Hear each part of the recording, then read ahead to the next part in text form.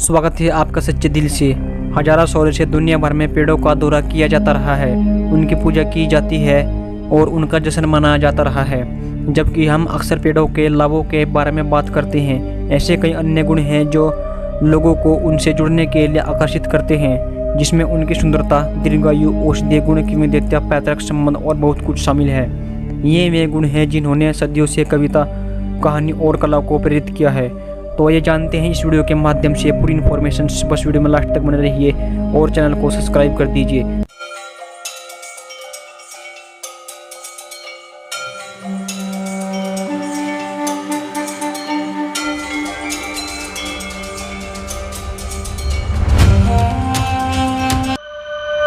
Number 1, mangrove वृक्ष। Mangrove one पेड़ों और झाड़ियों का एक समूह है जो दुनिया के उपोष्णकटिबंधीय और उष्णकटिबंधीय तटीय क्षेत्र में उगते हैं। कठोर तटीय अंतर ज्वारीय क्षेत्र में पनपने के लिए इन पेड़ों में कुछ अविश्वसनीय अनुकूल विकसित किए हैं। उनकी मुड़ी हुई जड़ें और शाखाएं रेत और पानी से ऊपर की ओर लंबे पतले खंभों की तरह उभरी हुई और उन्हें समुद्र के थपेड़ों और बदलती हुई लहरों से सुरक्षित रखने में मदद करती है। और उनकी मोटी मोमी पत्तियां पानी से नमक को छानकर बाहर निकाल देती है। किसी भी प्रकार के वन वृक्षों के लिए अनुपयुक्त माने जाने वाले वातावरण के अनुकूल होने के अलावा मैंग्रोव वन समुद्र तटों, लुप्त प्राय और संकटग्रस्त प्रजातियों लोगों की आजीविका की रक्षा करने और यहाँ तक कि जलवायु परिवर्तन से निपटने में भी महत्वपूर्ण है। दुनिया भर में कई मैंग्रोव वनों को पवित्र वनों के रूप में पूजा जाता है। कुछ क्षेत्रों में देवी देवताओं को इन अद्वितीय पारिस्थितिकी प्रणालियों के रक्षक के रूप में पूजा जाता है। बेनिन में जंगबेटो और टोगबिन मैंग्रोव वन की रक्षा करने वाला कहा जाता है और लोगों को पता है कि मछली पकड़ना, शिकार करना, फसल काटना या यहाँ तक कि पवित्र वन में प्रवेश करना भी मना है। नंबर 2, कपोक वृक्ष। कपोक शिबा पेड्रिटिका जो पूरे उष्णकटिबंधीय क्षेत्रों में आम है, विशाल पेड़ है जो उष्णकटिबंधीय जंगलों की छतरी और उभरती परत पर हावी है। सही परिस्थितियों में वे प्रति वर्ष 13 फीट तक बढ़ सकते हैं, अधिकतम 200 फीट ऊंचे तक।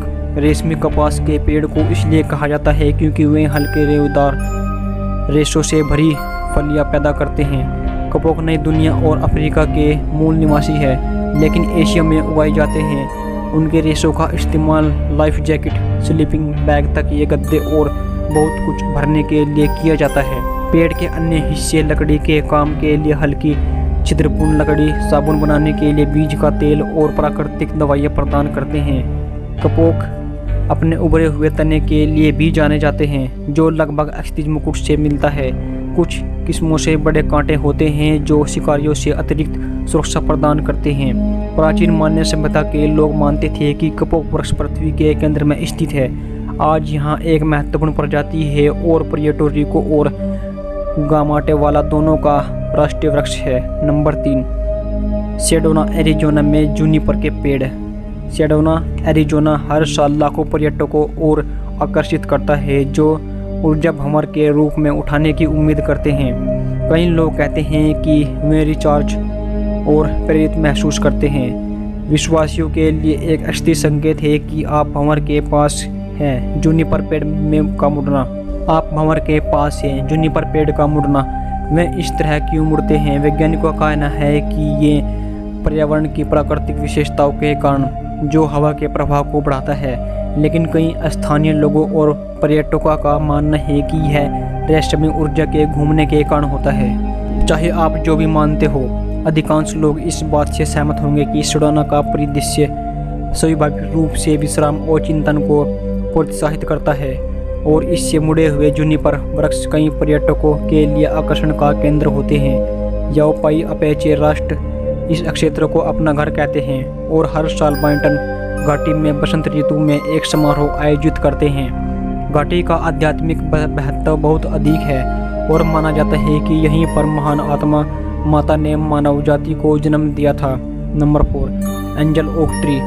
वह अब यह एक अविश्वसनीय पेड़ है। एंजल ओक ट्री दक्षिण कैरोलिना के पेड़ जॉन द्वीप पर स्थित है और यह राज्य के सबसे अधिक देखे जाने वाले स्थलों में से एक है।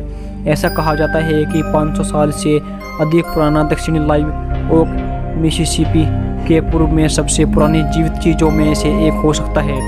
अपनी उम्र के कारण यह पेड़ औसत से ज़्यादा ऊंचा दिखाई देता है, जो 65 फीट से ज़्यादा ऊंचा होता है। उनकी सबसे लंबी शाखा 187 फीट तक फैली हुई है और कुछ शाखाएं ज़मीन में वापस धंस जाती है और वापस ऊपर की ओर बढ़ने लगती है।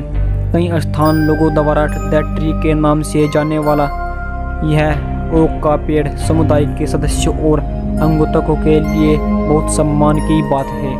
इतना सम्मान कि 1991 में चार्ल्सटन शहर को पेड़ के आसपास की ज़मीन खरीदने के लिए लोगों का काफ़ी समर्थन मिला था, ताकि यह सुनिश्चित किया जा सके कि भविष्य में होने वाले किसी भी विकास से पेड़ को कोई नुकसान न पहुँचे, चाहे इसका विशाल आकार हो या इससे जुड़ी लोक कथा। ऐसा कहा जाता है कि कई अंगोतक जब इस पेड़ के आसपास आते हैं तो उन्हें गहरी भावनाएं महसूस होती है।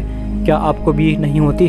Number 5, Socotra dragon tree. Socotra dragon tree, जिसे ड्रैगन ब्लड ट्री के नाम से भी जाना जाता है, एक अनोखे छतरीनुमा आकार और आसमान तक फैली शाखाओं के साथ यह पेड़ द्वीप के ऊपर से गुजरने वाली धुंध को इकट्ठा करने और अवशोषित करने में सक्षम है।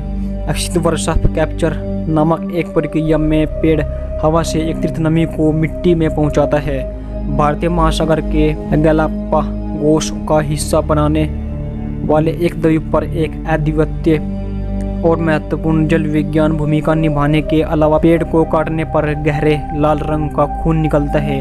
अरबी लोक कथाओं के अनुसार पहला ड्रैगन ब्लड ट्री उस स्थान पर उगता है जहां दो भाई दर्शा और समाह मौत तक लड़ते रहे थे।